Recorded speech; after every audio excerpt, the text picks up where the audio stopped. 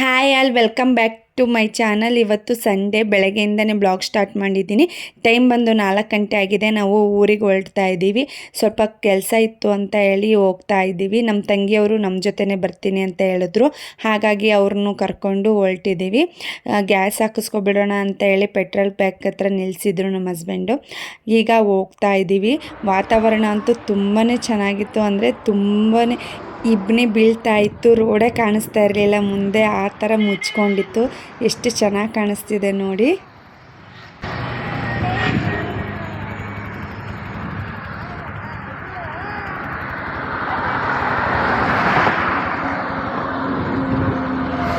ಹೊಟ್ಟೆ ಹಸಿತಿತ್ತು ಅಂತ ಹೇಳಿ ಕಾಫಿ ಕುಡಿಯೋಣ ಅಂತ ಹೇಳಿ ನಿಲ್ಲಿಸಿದ್ವಿ. ನನಗಂತೂ ತುಂಬಾ ಹೊಟ್ಟೆ ಹಸಿತಿತ್ತು. ಬೆಳಗ್ಗೆ 4 ಗಂಟೆಗೆ ಎದ್ದಿರೋದ್ರಿಂದ ಬೇಗನೆ ಹೊಟ್ಟೆ ಹಸಿಯುತ್ತೆ. ಹಾಗಾಗಿ ಕಾಫಿ ಕುಡ್ದು ಸ್ವಲ್ಪ ಬಿಸ್ಕೆಟ್ ತಿಂದು ಹೊರಡೋಣ ಅಂತ ಹೇಳಿ ಹೊರಡ್ತಾ ಇದ್ದೀವಿ. ಮಕ್ಕಳು ನೋಡಿ ಎಷ್ಟು ಚೆನ್ನಾಗಿ ಆಟಾಡ್ತಿದ್ದಾರೆ ಅಂತ ಹೇಳಿ.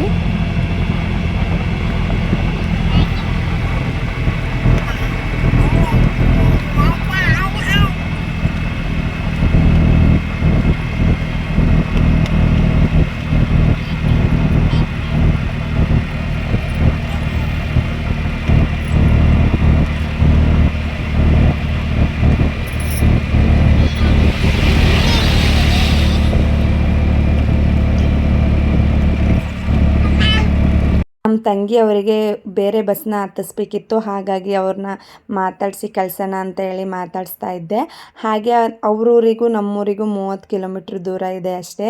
ನಾವು ಇಲ್ಲಿಂದ ಬೇರೆ ರೂಟಿಗೆ ಹೋಗಬೇಕು, ಅವರು ಬೇರೆ ರೂಟಿಗೆ ಹೋಗಬೇಕು. ನಮ್ಮೂರಿಗೆ ಬರಬೇಕಂದ್ರೆ 5 ಅವರ್ ಜರ್ನಿ ಇದೆ. ಅವರಿಗೂ 5 ಅವರ್ ಜರ್ನಿ ಆಗುತ್ತೆ. ಅವರು ಇವಾಗ ಇನ್ನೇನು ಹೊರಡ್ತಾರೆ. ನಮ್ಗೆ ಮಾತಾಡಿಸ್ಬಿಟ್ಟು ಹೋಗೋಣ ಅಂತ ಹೇಳಿ ನಿಲ್ಲಿಸ್ಕೊಂಡು ಮಾತಾಡಿಸ್ತಾ ಇದ್ದೀವಿ.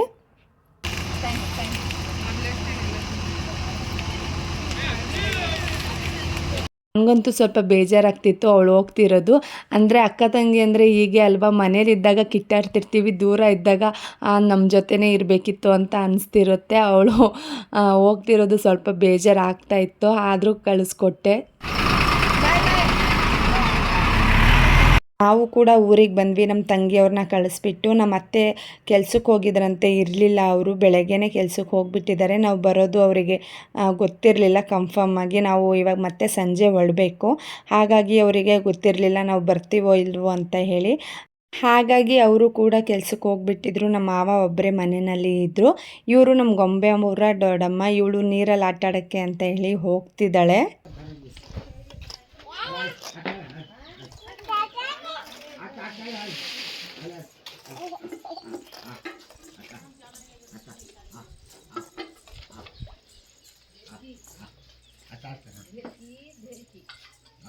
ದೀಕ್ಷಾನ ಕರ್ಕೊಂಬಂದಿರಲಿಲ್ಲ, ಅಲ್ಲೇ ಅಮ್ಮನ ಮನೇಲೇ ಬಿಟ್ಟು ಬಂದಿದ್ದೆ. ಅಂದರೆ ಅವಳನ್ನೂ ಜೊತೇಲಿ ಕರ್ಕೊಂಬಂದರೆ ಸುಮ್ಮನೆ ರಿಸ್ಕ್ ಆಗುತ್ತೆ ಅಂತ ಹೇಳಿ, ಅವಳಿಗೂ ಕೂಡ ಸುಸ್ತಾಗುತ್ತೆ ಅಂತ ಹೇಳಿ ಅವಳನ್ನ ಅಲ್ಲೇ ಬಿಟ್ಟು ಬಂದಿದ್ದೆ. ಹಾಗಾಗಿ ಎಲ್ಲರೂ ಕೇಳ್ತಾಯಿದ್ರು ಯಾಕೆ ದೀಕ್ಷಾನ ಕರ್ಕೊಂಬಂದಿಲ್ಲ ಅಂತ ಹೇಳಿ.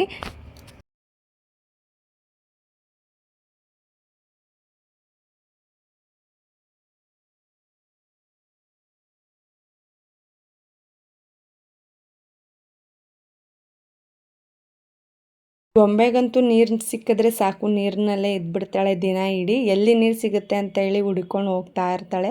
ಆಚೆ ನೀರು ಇಕ್ಕಿದ್ರು ಅದನ್ನೆಲ್ಲ ಚೆಲ್ಕೊಂಡು ಆಟ ಆಡ್ತಾ ಇದ್ಲು. ಹಾಗೆ ಇವಾಗ ನಾವು ತೋಟಕ್ಕೆ ಹೋಗೋಣ ಅಂತ ಹೇಳಿ ತೋಟಕ್ಕೆ ಹೋಗ್ತಾ ಇದ್ದೀವಿ.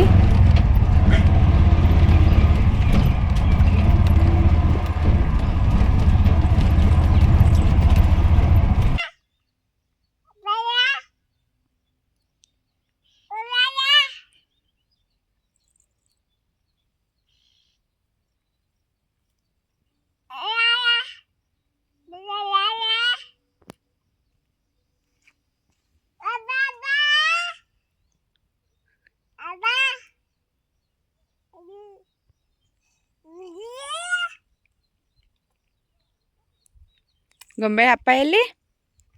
ಅಪ್ಪ ಎಲ್ಲಿ? ಏಯ್ ಗೊಂಬೆ, ಗೊಂಬೆ,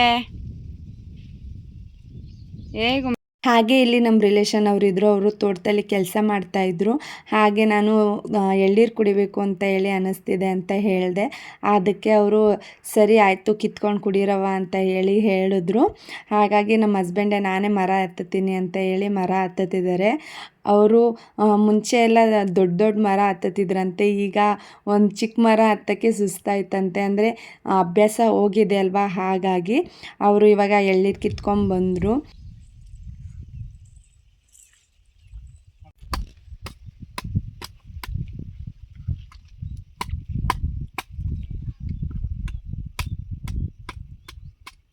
ಈ ಕಡೆ ಬಂದ್ರೇ ಸಾಕು, ತೋಟಕ್ಕೆ ಹೋಗಿ ಎಳ್ನೀರು ಕುಡಿಯೋಣ ಅಂತ ಹೇಳಿ ಅನ್ನಿಸ್ತಾನೆ ಇರುತ್ತೆ.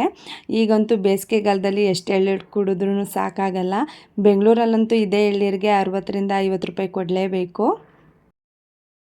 ಚೆನ್ನಾಗಿದೆಯಾ ನೀರು? ಚೆನ್ನಾಗಿದೆ, ಸ್ವೀಟ್ ಇದೆ. ಊರ ಕಡೆ ಹಂಗೇನೆ ತುಂಬ ಸ್ವೀಟ್. ಬೆಂಗಳೂರಲ್ಲಿ ಕೊಡ್ಬೇಕು 60 ರೂಪಾಯಿ. ಚೆನ್ನಾಗಿದೆ. ಗೊಂಬೆಗೆ ಒಂಚೂರು ಕೊಡ್ಸು. ಸೂಪರ್ ಆಗಿದೆಲ್ಲ ಸ್ವೀಟು. ಅವಳಿಗೆ ಒಂದು ಸ್ವೀಟ್ ಕೊಡ್ಸು. 60 ರೂಪಾಯಿ ಒಂದಕ್ಕೆ. ಗೊಂಬೆಗೆ ಬೇಡವಂತ ಎಲ್ಲ ಅಡಿಕೆ ಗಿಡ ಹಾಕಿದ್ದಾರೆ ಎಲ್ಲ ತುಂಬ ಕಡೆ. ಎಲ್ಲಿ ನೋಡಿದ್ರು ಇವಾಗ ಅಡಿಕೆ ಗಿಡನೇ ಇದೆ ಅಲ್ವಾ. ಅಡಿಕೆ, ಶುಂಠಿ, ದಾಳಿಂಬೆ ಜಾಸ್ತಿ.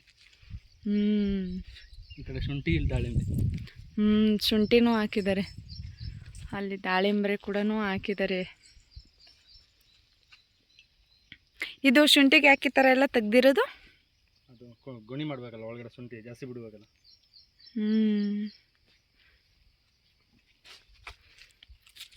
ನಾವಿಬ್ರು ಇಲ್ಲಿ ಮಾತಾಡ್ತಿದ್ರೆ ನಮ್ಮ ಗೊಂಬೆ ನೋಡಿ ಕಿತಾಪತಿ ಮಾಡ್ತಿದ್ದಾಳೆ. ಮಣ್ಣೆತ್ಕೊಂಡೆಲ್ಲ ತಿಂತಾ ಇದ್ಲು. ಏನು ಮಾಡ್ತಿದ್ಯಾ ಬಂಗಾರಿ? ಮಣ್ಣೆತ್ಕೊಂಡು ತಿಂತಿದ್ಯಾ? ನನಗೆ ಬೇಡ ಅದು. ಪಪ್ಪಂಗೆ ಕೊಡೋಗು, ಅಪ್ಪಂಗೆ ಕೊಡೋಗಪ್ಪ. ಅಪ್ಪ ಎಲ್ಲಿ ಮಗಳ? ಎಲ್ಲಿಗೆ ಬಂದಿದ್ಯಾ ಬಂಗಾರಿ ನೀನು? ಅಬ್ಬಿಯಾ ಬಂದಿದ್ಯಾ? ನೋಡಿ ಬಾ. ಹಾಗೆ ಹೊಲದಲ್ಲೇ ಇವ್ರ ಅಣ್ಣ ಕೂಡ ಕೆಲಸ ಮಾಡ್ತಾಯಿದ್ರು, ಹಾಗಾಗಿ ಅವ್ರನ್ನ ಮಾತಾಡ್ಸ್ಕೊಂಬರೋಣ ಅಂತೇಳಿ ಹೋಗ್ತಾ ಇದ್ದೀವಿ. ಅಲ್ಲಿ ಅಮ್ಮ ನೋಡು, ಅಮ್ಮ ನೋಡು ಅಲ್ಲಿ. ಇಲ್ಲಿ ಹಾಯ್ ಎಲ್ಲಿ ತೋರಿಸ್ತಿದ್ಯಾ ಬಂಗಾರಿ? ಚಿಟ್ಟೆ ಬೇಕಾ? ಹೌದು. ಹಿಡ್ಕೊಡು ನೋಡೋಣ, ಒಂದು ಚಿಟ್ಟೆ ಹಿಡಿದೀಯಾ? ನನಗೆ ಹಿಡಿಯೋಕ್ಕಾಗಲ್ಲ. ಎಲ್ಲ ನೋಡ ಓಡೋಗ್ತಾ ಇದ್ದಾವೆ. ಎಷ್ಟು ಚೆನ್ನಾಗಿರುತ್ತಲ್ಲ, ತಣ್ಣಗೆ ಎಷ್ಟು ಚೆನ್ನಾಗಿ ಗಾಳಿ ಬೀಸ್ತಾ ಇದೆ. ಬಿಸಿಲೇ ಅನ್ನಿಸ್ತಿಲ್ಲ ಅಲ್ವಾ? ಎಷ್ಟು ಚೆನ್ನಾಗಿ ಬೀಸ್ತಾ ಇದೆ ಗಾಳಿ. ಹಾಗೆ ನಮ್ಮ ಬಾಬಾ ಅವರು ದಾಳಿಂಬ್ರೆ ಹಾಕಿದ್ರು, ಅದನ್ನು ನೋಡ್ತಾ ಇದ್ದೆ. ನಾನು ನೋಡಿದಾಗ ಚಿಕ್ಕ ಸಸಿ ಇತ್ತು, ಇವಾಗ ಎಷ್ಟು ದೊಡ್ಡದಾಗಿ ಬೆಳೆದ್ಬಿಟ್ಟಿದೆ.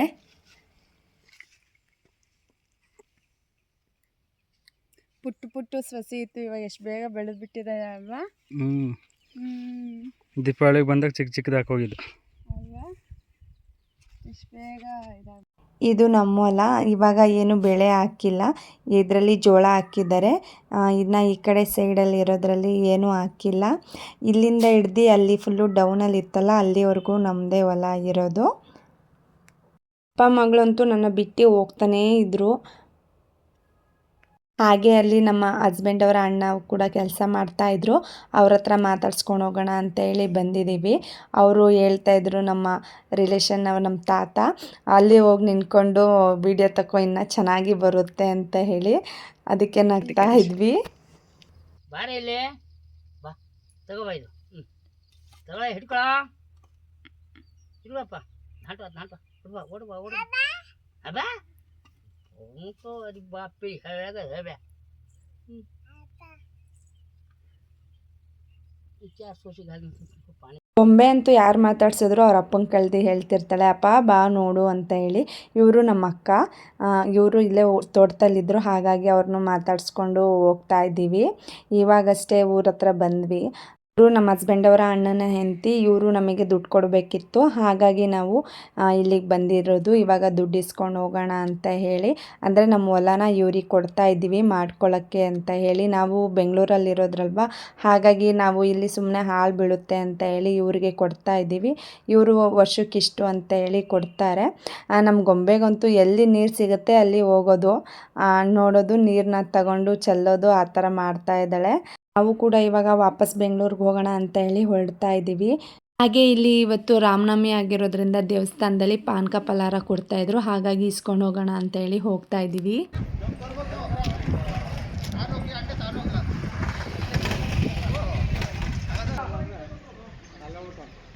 ಹಾಗೆ ಇವಾಗ ಹೊರಟಿದ್ದೀವಿ. ಟೈಮ್ ಬಂದು 3 ಗಂಟೆ ಆಗಿದೆ. ಹಾಗೆ ಹೋಗ್ಬೇಕಾದ್ರೆ ರೋಡಲ್ಲಿ ಶಾಪ್ ಇತ್ತು ಒಂದು, ನೋಡಿದೆ ಗೊಂಬೆಗೆ ಆಟ ಆಡೋಕ್ಕೆ ಅಂತ ಹೇಳಿ ಬೈಕೆಲ್ಲ ಇತ್ತು. ಅವ್ರನ್ನ ಹೋಗಿ ಕೇಳಿದೆ ಎಷ್ಟಿದೆ ಪ್ರೈಸು ಅಂತ ಹೇಳಿ. ಅವರು ತುಂಬಾ ಕಾಸ್ಟ್ಲಿ ಹೇಳಿದ್ರು. ನನಗಂತೂ ಅದು ತುಂಬಾ ಇಷ್ಟ ಆಗಿತ್ತು ಒಂದು ಬೈಕು ಆಟ ಆಡೋದು. ಅವರು ತುಂಬಾ ಕಾಸ್ಟ್ಲಿ ಹೇಳಿದ್ರು, ಬೇಡ ಅಂತ ಹೇಳಿ. ಈಗಷ್ಟೇ ಮನೆಗೆ ಬಂದ್ವಿ. ದೀಕ್ಷನು ಕೂಡ ಅಮ್ಮನ ಮನೆಯಿಂದ ಹಾಗೆ ಇಲ್ಲಿಗೆ ಕರ್ಕೊಂಬಂದ್ವಿ.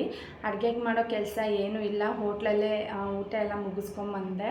ಅಂದರೆ ಇಲ್ಲಿ ಮತ್ತೆ ಜರ್ನಿ ಮಾಡಿ ಬಂದಿದ್ದೀವಲ್ವ, ಅಡುಗೆ ಎಲ್ಲ ಮಾಡೋಕ್ಕಾಗಲ್ಲ ಅಂತ ಹೇಳಿ ಹಾಗೆ ಅಲ್ಲಿಂದನೇ ತಿನ್ಕೊಂಬಂದ್ವಿ. ತುಂಬಾ ಸುಸ್ತಾಗಿದೆ. ಅಂದರೆ ಬೆಳಗ್ಗೆ ಹೋಗಿ ಸಂಜೆ ಬರೋದು ಅಲ್ವಾ, ಹಾಗಾಗಿ ತುಂಬಾ ಸುಸ್ತಾಗಿದೆ.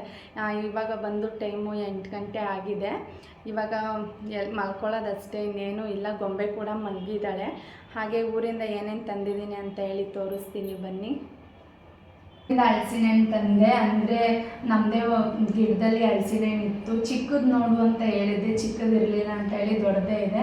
ಇಷ್ಟೊಂದು ನಾವು ತಿನ್ನಲ್ಲ, ಇಲ್ಲೇ ಅಕ್ಕಪಕ್ಕ ಮನೆಯವ್ರಿಗೂ ಕೂಡ ಕೊಟ್ಬಿಡ್ತೀವಿ ಎಲ್ಲ ತೆಗ್ದು. ಹುಣ್ಸೆಹಣ್ಣು ಕೂಡ ತೊಗೊಂಬಂದೆ. ಹುಣ್ಸೆಹಣ್ಣು ಖಾಲಿಯಾಗಿತ್ತು, ಹಾಗಾಗಿ ನಮ್ಮ ಅತ್ತೆಗೆ ಹೇಳಿದ್ದೆ, ಬೀಜ ಎಲ್ಲ ಬಿಡಿಸಿ ಎತ್ತಿಕ್ಕಿದ್ದಾರೆ.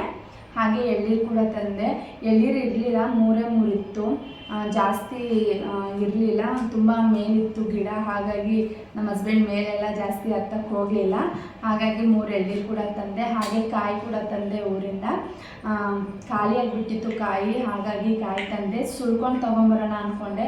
ಸುಲ್ಕೊಂಡು ತೊಗೊಂಬಂದರೆ ಒಂದೊಂದು ಒಡೆದೋಗ್ತವೆ, ಹಾಗಾಗಿ ಹಾಗೆ ತಂದೆ ಇಲ್ಲಿ ಸುಲ್ಕೊತೀವಿ. ಇಷ್ಟೇ ತಂದಿರೋದು ಊರಿಂದ, ಇನ್ನೇನು ತಂದಿಲ್ಲ. ಹುಣ್ಸೆಹಣ್ಣು ತಿಂತೀಯಾ? ಯಾಕೆ ಬೇಜಾರಲ್ಲಿದ್ಯಾ? ಓ, ನೀನು ಬಂದರೆ ಅಲ್ಲಿ ಸುಸ್ತಾಗಲ್ವಾ ನಿಮಗೆ?